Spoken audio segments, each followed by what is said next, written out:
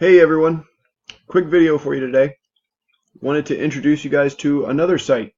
Now this one had slipped through the cracks. I had seen it before, but thanks to Philip at Ancient Alternative View, he has brought it back to my attention. So today guys, I want you all to look at Qasr Al-Abd.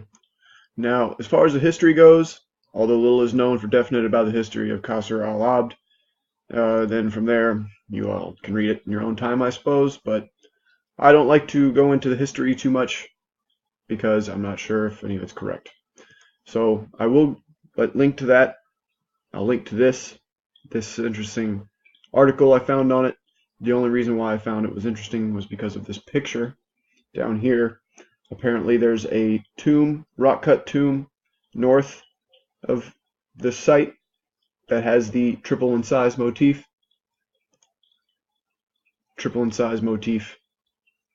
So we're definitely dealing with a connected site. Interesting how this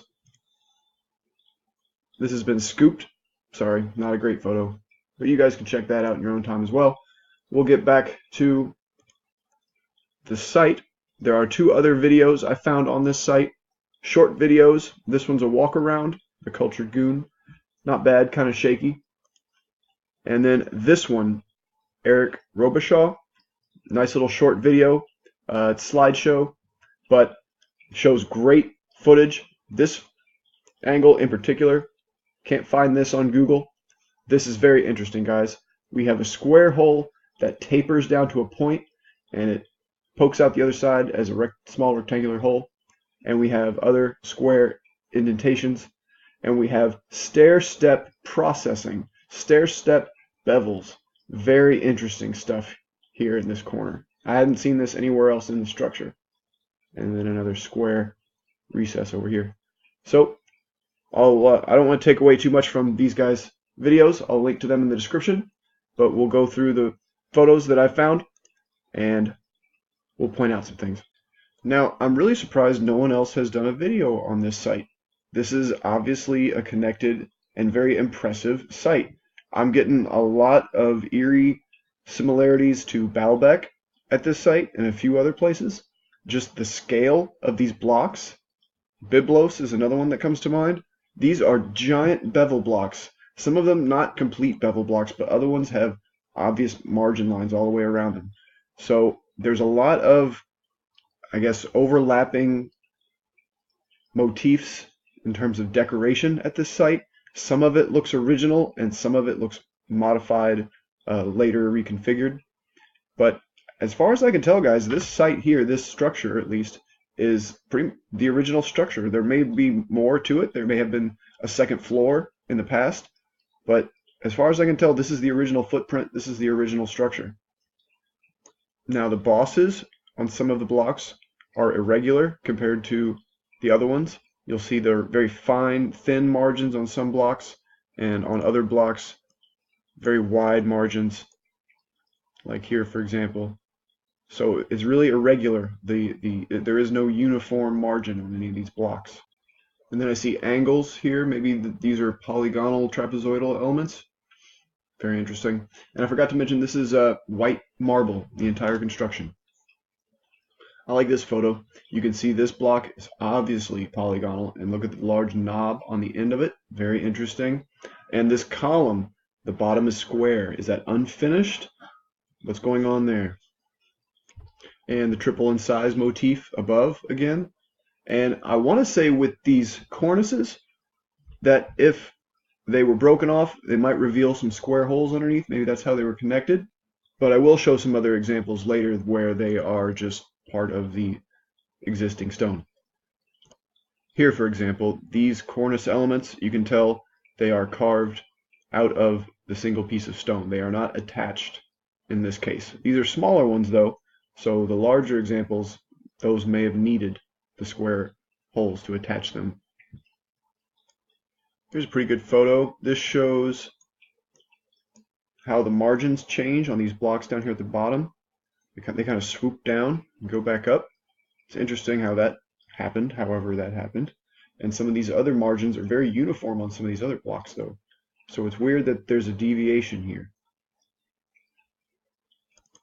Here you can see some more polygonal pieces. The very corners here, just small corner pieces. Here too, missing piece. And then here, making this piece polygonal. Very interesting construction methods. It all locks together like a jigsaw puzzle. And then you also have some small rectangular pieces here, and then here. I think on the other side of the blocks are the larger square holes, and they taper down to these. Very interesting construction method. Another close-up of the, I'm going to say, unfinished column, or were these in the process of being recarved? Were they originally square? Or were they just perhaps different at the bottom? Maybe this one's repaired. You see there's a lot of, I'll zoom in here. There's a lot of repair work done down here. Was the original squared off? Can't say for sure. It's very interesting though. I'm going to have to go with the one on the left was more finished, the one on the right less finished. Definite trapezoidal windows at this site, very eerily similar to some South American sites. These in particular remind me a lot of South American windows. Machu Picchu, for example, has a portion that has a row of windows in a similar configuration. Very interesting construction method again. Some of these bosses are of different depths or heights. You'll notice that, like this one here is shallow, where the rest of these stick out more. This one probably the most prominent on the right. Some of the other ones here above, shallow. The ones above that, none at all, finely dressed. Very interesting construction method. Now here's a great photo. Now you have to look close to see what I'm talking about. Look at the bosses here. 1, 2, very weird margin over here as well. One small little boss, the rest all smooth, square, missing piece at a corner. Is this a stair step piece up here at the top? Very interesting stone processing marks is all I can say. And you'll notice in those guys' videos there's a lot of rubble laying around, and some of it is very interesting to me. Here's a piece with a square indentation here. Was this a column segment? We see the triglyph, and we know that's classically attributed to the Greeks. Interesting that it is here in Jordan. That's why you see in the Wikipedia article that it is attributed to the Hellenistic period because of these symbols, more than likely, among others. The lions, there's lots of lion iconography here. Female lions, I think mostly. Interesting. Reminds me a little bit of the way the wolf, the female wolf, is depicted in Roman culture. So lion, wolf, mother, children underneath. Interesting. Maybe a connection there. And very interesting margins on this block underneath. You see this crack? This is not a seam of the block. This is a crack. So how big was this block? And the dimensions, the margins on it. You see the extra piece here? Very interesting. Very impressive. You see the piece up there has another little cutout for the cornice to fit, I guess. Very interesting. Very, very good stonework here. This one's pretty impressive, and I think there's a couple of these, but you can see how I'm not, now when you see things like this where it goes around the block, you want to say, oh well, this was carved later and they had to do that to compensate. It wasn't originally intended to be like this, because why didn't they frame it with a nice border? Why did they leave it like that? But I'm not sure. It doesn't, none of it seems to be very rational to me. So for the original builders to just do this and kick it out like that and leave this extra remaining material, I could see them doing that. And this, I don't understand this down here at the bottom, this void. What was going on there? Was this a drain for something? That's very interesting. And I think maybe even with the mouth on this one and the other one, it's very deep in there. Why would you carve it so deep? Does it extend through to the other side? Is it a hole, a square hole or a round hole that goes through? Some of it's very lifelike, but other parts seem kind of cartoonish. Very interesting execution here. Here they've completely broken away, or perhaps have been defaced, I'm not sure.